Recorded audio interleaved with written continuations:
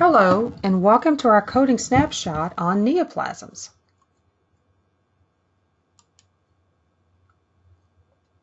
When you're coding neoplasms, you want to be sure that you check the Chapter 2 Pacific Coding Guidelines on neoplasms. The coding range for neoplasms starts with C00 through D49. The term neoplasm refers to new growth. This does not mean that the patient has cancer. When you're coding neoplasms, they're classified by three things: the behavior, topography, and histology. Behavior refers to malignancy, whether or not this is cancerous or benign, a non-cancerous tumor. Topography, this is the origin. This is where the growth started.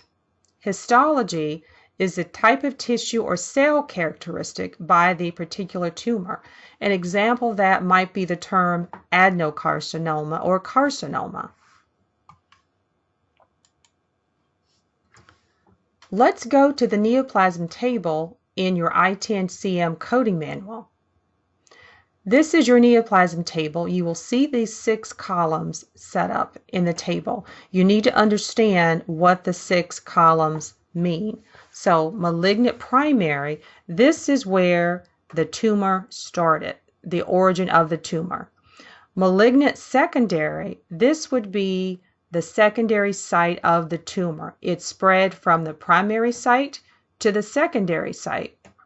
The third column there, carcinoma in situ, this is a malignant tumor that's localized, but it's non-invasive, and it has not spread to deeper or adjacent tissues or organs. The fourth column, benign, this is no cancer. The patient doesn't have cancer, it's simply a tumor.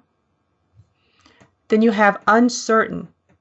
This would be if the pathologist is reviewing the tissue samples and the cells kept morphing or changing, and the pathologist cannot provide a definitive diagnosis as to whether that tumor is benign or malignant. And our final column here, unspecified behavior. In this case, the neoplasm has been identified, but the results of the pathology examination are not yet available to the attending physician.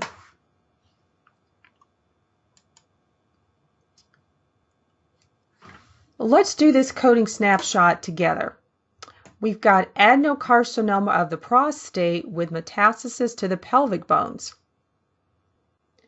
We want to go to the alphabetical index because the histology of the tumor is identified as an adenocarcinoma. So we go to the alphabetical index, we look at adenocarcinoma. It says see neoplasm malignant by site. So this is indicating to us that the adenocarcinoma is going to be malignant. So we're going to go to the neoplasm table.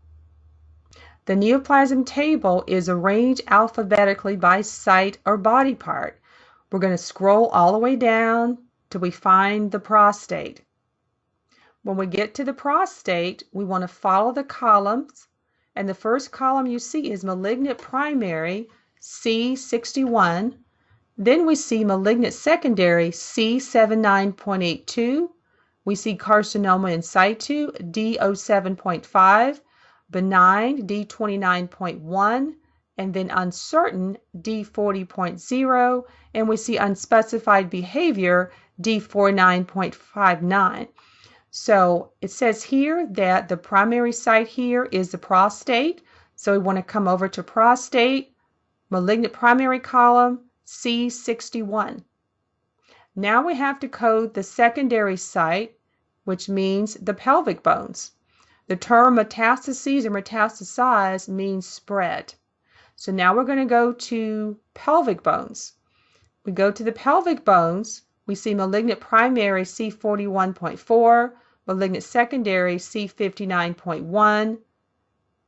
There's no code for carcinoma in situ in this case. And then benign D16.8, uncertain D48.0, unspecified D49.2. So this is a secondary site, C79.51. Now we have to go to our tabular list to verify both codes. So once we do the correct codes, is C61 malignant neoplasm prostate, secondary site C79.51. Let's review a few coding snapshots here. If the physician documents a mass, a lump, or a lesion, this is not a neoplasm and you cannot code it as such. The documentation has to say neoplasm in order for you to code it that way. Always refer to your neoplasm-specific coding guidelines. Coders cannot code directly from the path report. They have to have the attending physician documentation. If the neoplasm is malignant, secondary sites should be determined. And lastly, when coding follow-up for malignancy that no longer is present, meaning it has been removed or excised or is no longer being treated, the follow-up codes are used when there is no reoccurrence of the cancer has been found and there are no symptoms present. In this case, the coder would code a history of the malignancy. I hope you have found this week's coding snapshots helpful.